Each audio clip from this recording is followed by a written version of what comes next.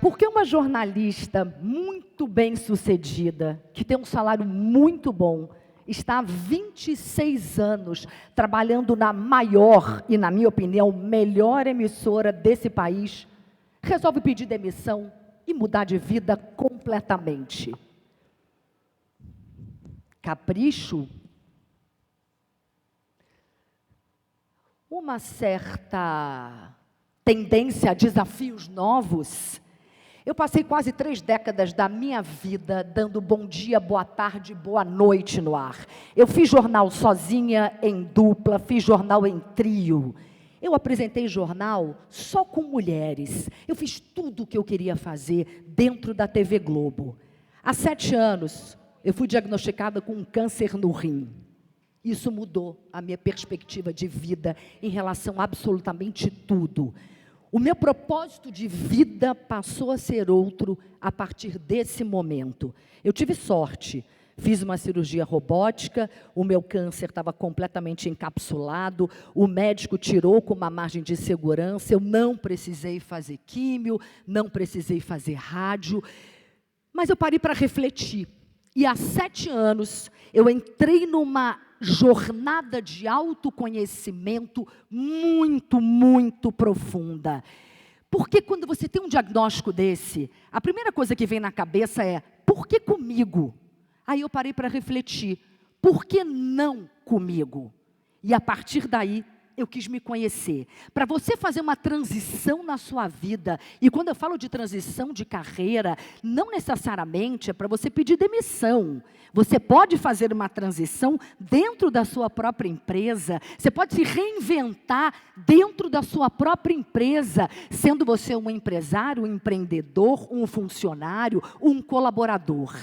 O meu propósito começou a mudar a partir daquele momento. Algo dentro de mim mudou e mudou profundamente. Então eu fui me conhecer. Fiz muita meditação, muita yoga, muitas terapias holísticas, fiz muitos retiros. Em abril do ano passado, num retiro na Chapada dos Veadeiros, eu tomei a decisão. Eu vou pedir demissão. Depois de 26 anos no ar. Foi fácil? Lógico que não. Assim que você sai de um retiro desse, muito profundo, você não pode tomar nenhuma atitude imediatamente. Não vai pedir demissão imediatamente, não vai se separar do seu marido, da sua mulher imediatamente. As coisas têm que baixar. Você tem que ter certeza absoluta de que você, de fato, quer aquilo. Mas o meu propósito estava falando muito alto naquele momento. Vocês devem estar se perguntando. Qual é o seu propósito de vida?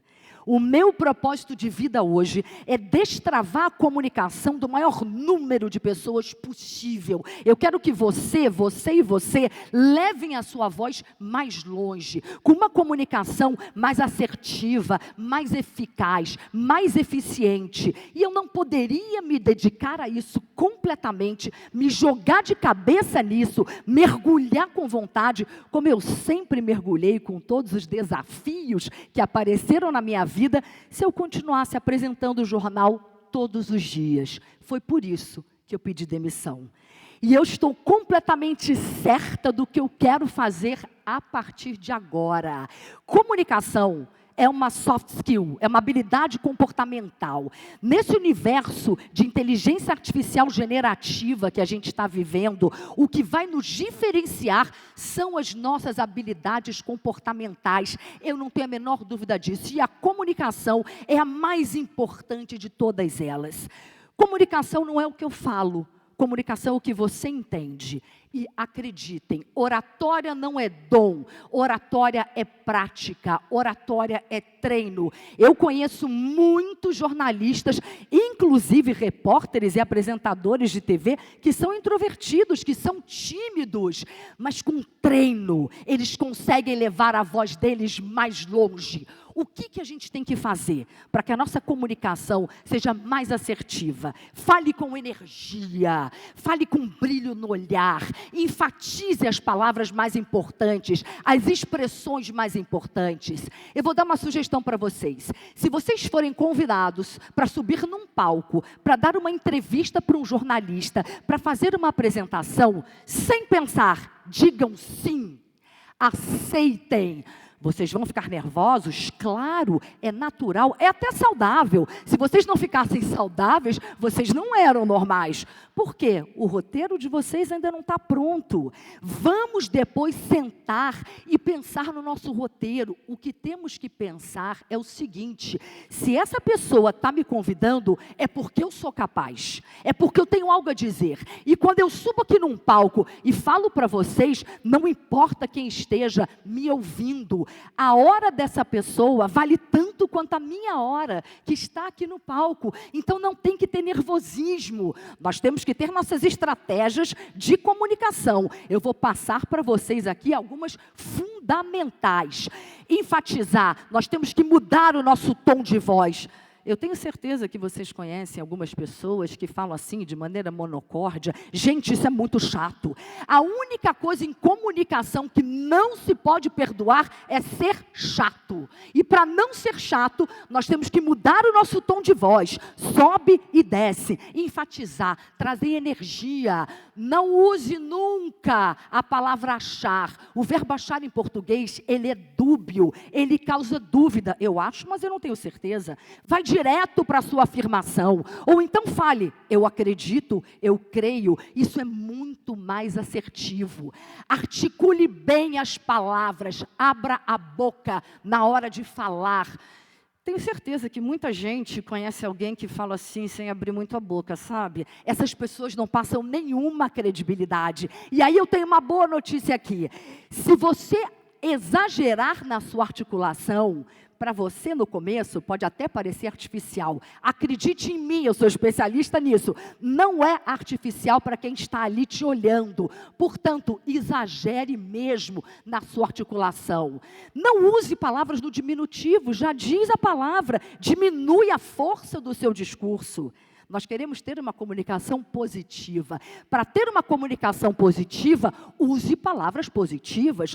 Por que eu vou dizer problema ou dificuldade se eu posso falar em desafio?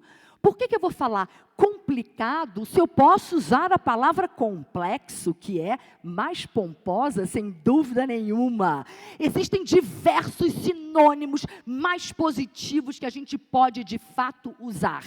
Quando você subir num palco, quando você for dar uma entrevista, na hora que você for falar para o público, conte histórias. As histórias ficam na cabeça das pessoas. A gente guarda mais as falas de quem conta uma história.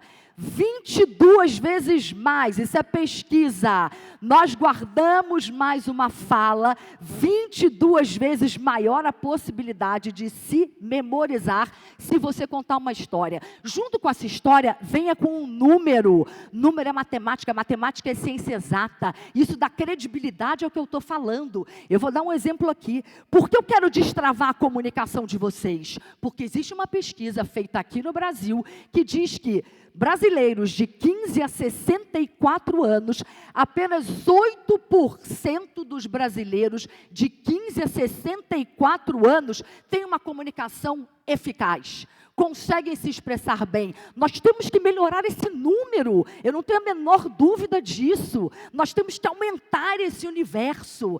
Vou me preparar para subir num palco. Grava, se grava. Olha, mas eu não gosto de ficar me olhando. Pelo menos grava a sua voz e se escute. Você vai conseguir identificar aqueles momentos em que você deveria ter enfatizado mais, em que você poderia ter colocado mais energia ali naquela fala. É fundamental. Nós não temos que ter medo de nos comunicar. Nossa comunicação, para ser assertiva e eficaz, ela tem que ser objetiva, direta e consistente. A Fernanda Montenegro tem uma frase que eu adoro. Ela fala, eu prefiro pontos a vírgulas, e eu, Cris, também. O que isso significa? Tanto na nossa comunicação verbal, quanto na nossa comunicação escrita, usem frases menores, usem palavras menores. Isso funciona muito mais. Quando eu estou conversando, quando eu estou falando, quando eu estou numa apresentação, eu não estou falando para o meu par. Eu estou falando para um público heterogêneo, que não tem a mesma formação que eu tenho. Portanto, é fundamental que a gente sempre tenha isso em mente. Temos que saber para quem nós estamos falando. Se o público for heterogêneo, a sua comunicação tem que ser cada vez mais direta, objetiva. Isso é fundamental. E eu vou pedir um favor para vocês. Coloquem a partir de hoje, na comunicação de vocês, no dia a dia, todas essas estratégias. Por quê? Ah, Cris, mas eu não dou entrevista todos os dias para jornalista, eu não sou convidado para subir no palco todos os dias. Ok, mas você fala todos os dias? Assim como você respira, você come, você bebe, você fala todos os dias. Então, coloque essas estratégias no seu dia a dia, para quando você estiver naquele momento de desconforto maior, aquilo seja mais natural para você. Façam isso, e eu tenho certeza absoluta que muito em breve eu estarei aí na plateia aplaudindo vocês aqui no palco de pé. Muito obrigada.